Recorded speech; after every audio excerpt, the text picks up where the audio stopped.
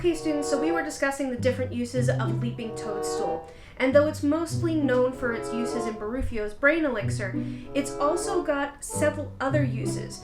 Mixed in with the correct amount of valerian root, for example, it does make a sleeping gas, which... Nightly! I need you to stay awake. My tripod is broken. You've got to hold the camera for my Zoom class. But it's potions. Hey, at least it's not divination. It's just as boring. What? We're still here. Oh, sorry, class.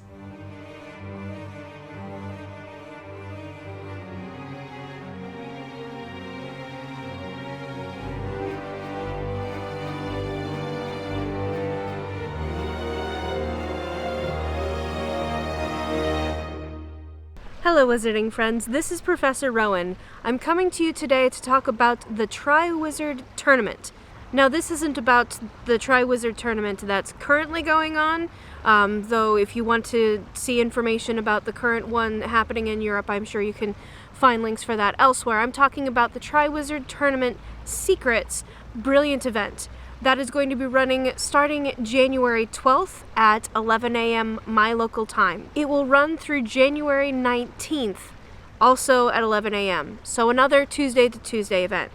This event will have special 1.5K port keys that thankfully you don't have to walk if you don't need to. It will also have a special free store pack with enough ingredients to brew your own tonic for trace detection and 25 spell energy.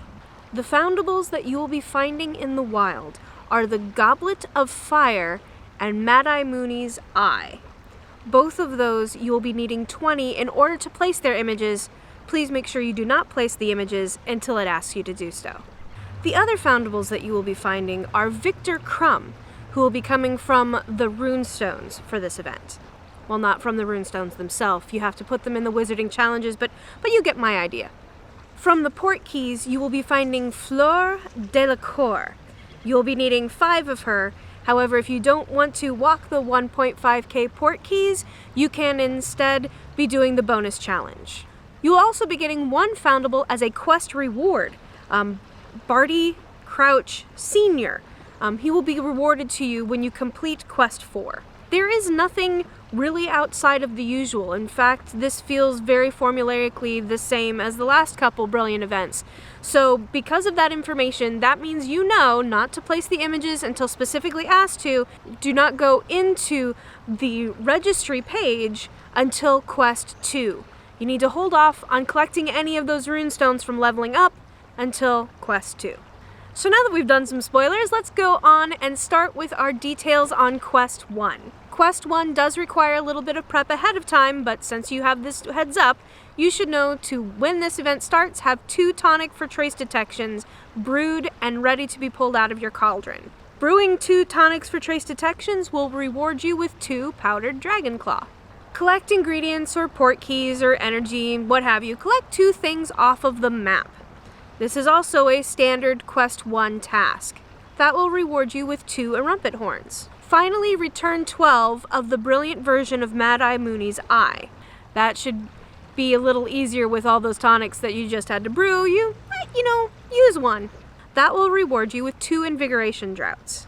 But your rewards for completing Quest 1 are 550 Wizarding XP, 50 Brilliant Family XP, 2 Restricted Section books, and 10 Spell Energy. Quest 2 has you using 2 Barufio's Brain Elixirs. 2 of them. So you haven't really been given Barufio's Brain Elixirs, you've only been given a couple of ingredients that will work towards that. So I would try to make sure that you have those Brain Elixirs brewed before this event starts. Those 2 Brain Elixirs will give you 1 Dark Detector.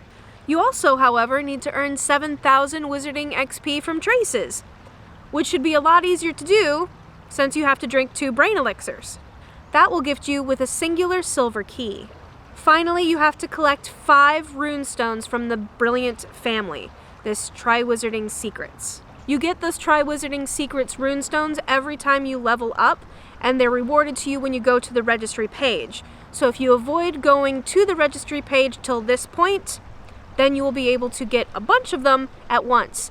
At least 2, because you need 40 points to go up a level, and the reward for Quest 1 was 50 points. Because you also had to collect 12 of the eyes, you're going to have a bunch of XP from that way as well. So yeah, in theory, this should be covered right at the beginning. Your reward for collecting 5 of those runestones is 6 Snowdrop, which is good because I've been running a little low again. Completing the entirety of Quest 2 gives you 750 Wizarding XP, 75 Brilliant Family XP, 3 Restricted Section books, and 10 more Spell Energy. Now, traditionally, Quest 3 slows us down a bit, and this time is not any different. The main break applier is getting 7 potions brewed, brewing 7 potions. You can have 4 waiting for you when you get here, from the potions that you've been brewing after you collected those 2 tonic for trace detections. But 7 means you still need 3 more. You could, if you want to spend the gold, rent a golden cauldron, though I never would because I'm way too frugal with my gold. I instead would be brewing myself a bunch of small, quick potions, like singular Stimula potions. Those 6 Snowdrop that I got in the last one are probably going to end up in 3 Stimula potions that I'm going to brew here. But brewing those 7 potions gives you 4 more Snowdrop. You have to use 5 potions in Wizarding challenges. That means the fortresses, or the night bus. So more than likely, at least one of the ones you pulled out of the cauldron for the 7 in this part. Using 5 potions gives you 3 Leaping Toadstools. Finally, you need to return 15 of the Goblet of Fire Foundable. Now, there's nothing here that really focuses on finding Foundables. It's just brewing the potions and going into a fortress. So this is one of those things where you can check out which ones are the ones. If it's not the one you need, goodbye, move on to the next. That will give you 2 Dawdle Draughts. For completing Quest 3, you shall receive 1,250 Wizarding XP, 75 Brilliant Family XP, even more Spell Energy, and even more Restricted Books.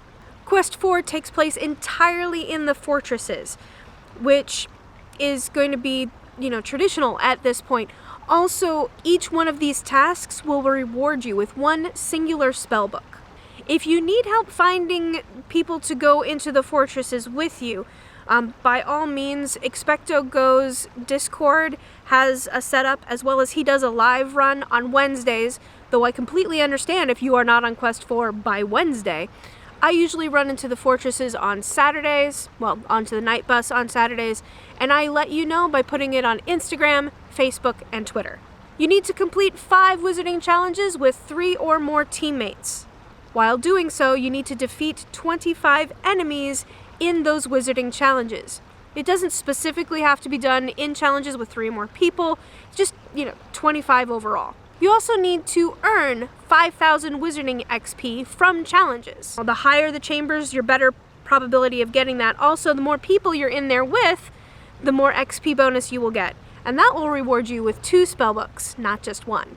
Your rewards for Quest 4 are 50 gold, 5 Defense Against the Dark Arts books, the Registry Image of Barty Crouch Sr., 5 Restricted Section books, and Spell Energy.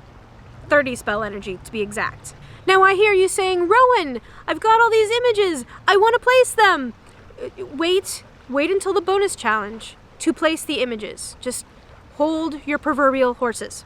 Because the first task in the bonus challenge is place 5 brilliant images.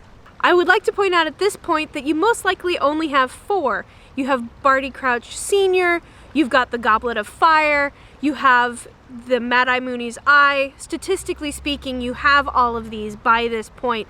And you probably, because you had to go into the Wizarding Fortress so many times, you probably have Victor Crumb as well by now.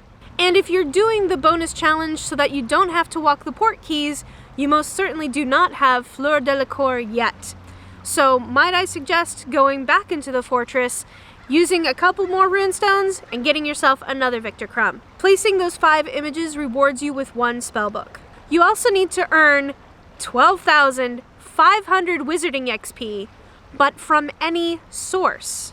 That means the Wizarding XP you get from leveling up or placing an image, for those of us who now are getting those treasure chests with the Wizarding XP, that will count. The Wizarding XP you get from gifts from your friends, that will count. And the Wizarding XP you're going to get from everything else that you have to do in the bonus challenge will count. I don't actually see this being hard considering that. That will also reward you with 1 spellbook.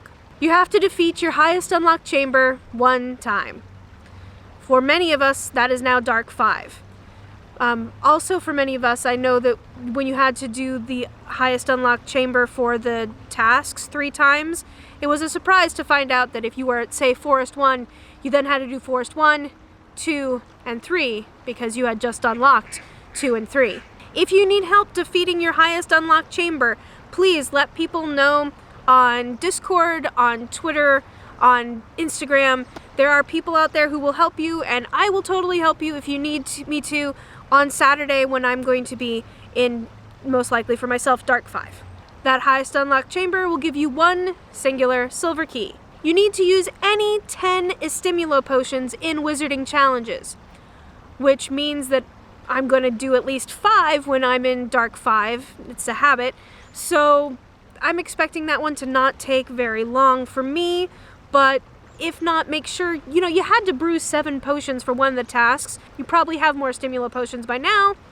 You'll be using them here. Those Stimulos will give you 2 Wit Sharpening potions. Finally, you have to cast 25 Great or Masterful casts in Traces, which is why I said that XP isn't going to be a problem, because you're going to be catching a lot of traces in order to do that 25. Tossing down a tonic for trace detection and one of the trace finding SOS spells will also help you be able to get through this quickly. Statistically, the best way to get those is grind, grind, grind. That will get you another 10 spell energy. Completing the entire bonus quest will reward you with 2,000 Wizarding XP, 100 Brilliant Family XP, 5 Defense Against the Dark Arts books, a specific registry title, 20 spell energy, and the 5 Fleur Delacour registry images you need to finish the page. Now for some tips and tricks on how to get through this. Grind a lot, brewing a lot of potions, having potions ready ahead of time. As soon as you have those 2 tonic for trace detections done, make sure that you're brewing so that you're ready when you have to pull 7 out of your cauldron. If you are prepared and ready right when this starts, you should be able to breeze through part 1 in, say, a half hour, 45 minutes, maybe an hour in order to get all 12, especially if you're using a tonic for trace detection and using your SOS trace increasers. I'm saying this for my friends who have been having difficulty getting through events, that if you are prepared and know what's coming up ahead of time, it makes getting through those tasks so much faster. What about you? Do you have any tips and tricks on how to get through this? Please put it in the comments below. Also, if these videos and the heads up that we're able to give is helpful for you, like, subscribe, share, it really does help us out. Thank you also to our patrons. You guys make all of this crazy possible. And as always, my wizarding friends, stay safe. Remember to keep your eyes peeled, your ears open, and your wands ready. There you go. Now see, isn't it better when you help make it? Yes, it definitely keeps me more awake. Yeah. Why don't you have a big whiff of it? Isn't that Wolfie? Yeah, don't mind him. Just take a sniff. Oh, joke's on you. I was tired anyway. Never gets old.